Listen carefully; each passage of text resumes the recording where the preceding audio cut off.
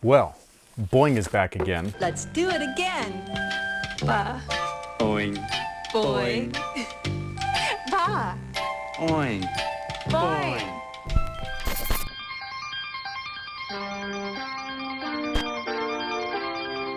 Hey, what's going on, guys? My name's Chris. Welcome back to WearTesters. Today we take a detailed look and breakdown on these old school bad boys right here. This, my friends, is the 2026 edition of the Nike SHOX BB4. Now, real quick before we get started, we've got a brand new drop from Sense Apparel, and it's these amazing fade to black shorts. And these are available right now in very limited quantities. We don't have many left, so if you were interested in grabbing one, links are down below in the description box, where it'll send you over to senseapparel.com, and we thank you in advance. Now, as far as these guys are concerned, this is the box. I believe the last time that they re-released, about 6 to 7 years ago, the 2019 to 2020 era, they came back out in this original style box as well, which they've kept the theme of, which I actually like. The shoes themselves are a cult classic, a straight up throwback to the year 2000, and no, the world didn't end, but your needs might have.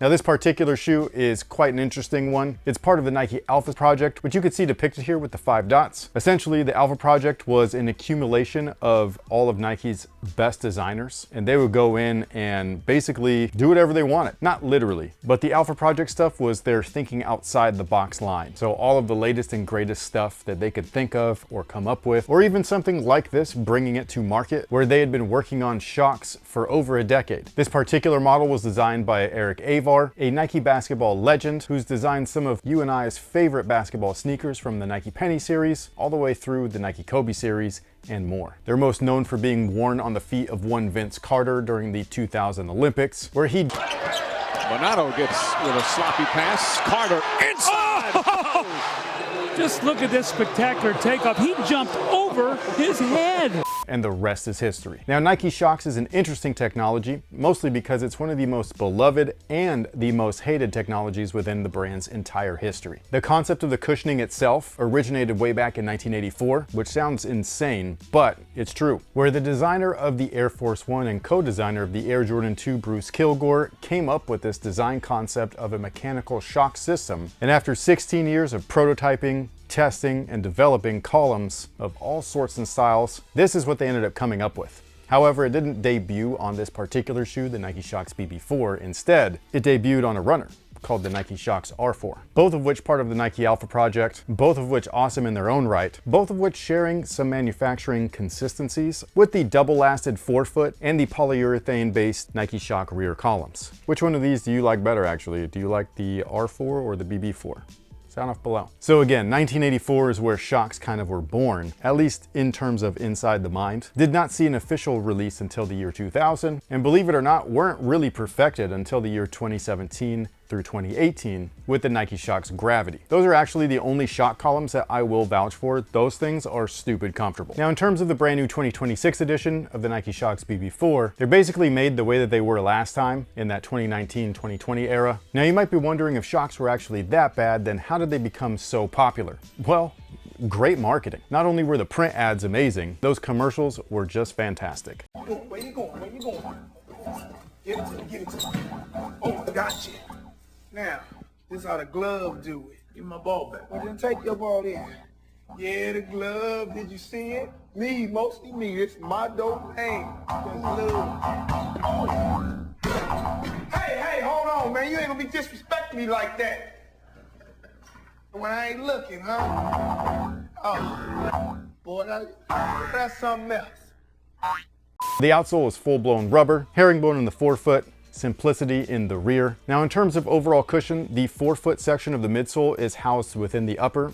They call this a double-lasted midsole. Sometimes they call it an overlasted midsole, and it's just essentially where the upper is lasted around the midsole itself instead of it being on top of the midsole like a traditional shoe. Very similar to what they're doing with the upcoming Caitlin Clark 1, which is quite interesting. Now, embedded on top of that Phylon midsole is a 4-foot Zoom Air unit. It's supposed to look like one of these guys. Whereas the rear section of the cushioning is completely separate, and it's a really cool design. You have a TPU heel counter, which also acts as the rear chassis. You have the polyurethane shock columns attached to that, and those shock columns are actually hollowed out as well. So if you were to kind of like take off the outsole right here inside of these little circles, there's going to be a straight up hole all the way through it. So that's how the shock column is supposed to compress and then deflect the energy. It just would do it way better if it wasn't made out of polyurethane. But if it was made out of something like EVA, it might compress too much to the point to where it does not deflect back into shape, thus making the shock column kind of like useless. And then all of that is attached and housed within the rest of the rubber outsole. And again, it's just a really cool design. The way that they were able to come up with this and actually execute it is nothing short of amazing when it comes to manufacturing footwear. I mean, seriously, this is what made it take so long from the 80s until then to actually make the concept come to fruition. Now the upper on these guys is nothing premium. The white panels that you see are full on vinyl, just like the original product, whereas the blue section that you see is synthetic nubuck, again, just like the original product. The insole is this guy right here. It's not anything crazy. What I would recommend is to swap that out for something else if you would like to. You could leave it in, obviously. It's not gonna be a big deal, especially if you're just wearing these casually. But if you wanted a little bit of extra comfort, I would swap that out, no questions asked. I will say though that the way that these feel in terms of underfoot is not the best. It's not the most comfortable setup. You also definitely feel the heel being raised just a little bit, so you have a heel to toe drop, which is something that's pretty common in something like a runner. And yes, you can feel it in these a little bit too, but it is less common in basketball shoes for it to be noticeably there. Basketball shoes still do have a heel to toe drop, but it's just not as drastic as a running shoe. Now the tongue is also vinyl, but it is perforated. You have an internal lacing system, which again, we've talked about this many times before, especially with models just like this from this era, where it's supposed to basically cinch or lock down your foot a lot better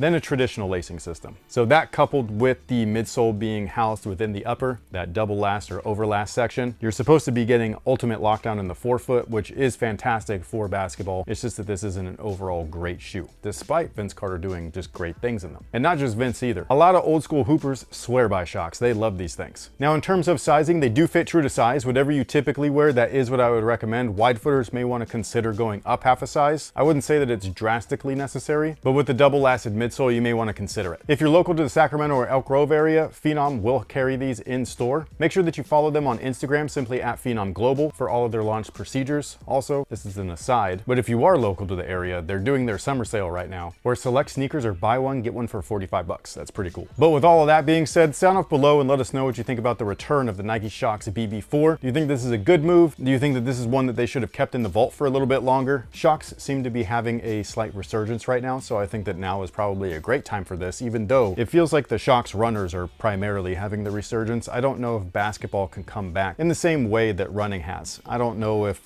people would be willing to wear this shoe casually over something like this. But maybe you guys can decide that down below in the comment section. Do you think that the SHOX runner will be more popular than the SHOX basketball shoe today? I can tell you right now that in 2000, they were both really popular, but the basketball product was just hot. Boy, how times have changed. But anyway, sound off with your thoughts down below in the comment section. Thank you so much for being here. Thank you so much for watching. We will catch you guys in the next one. So until then, y'all have a good one.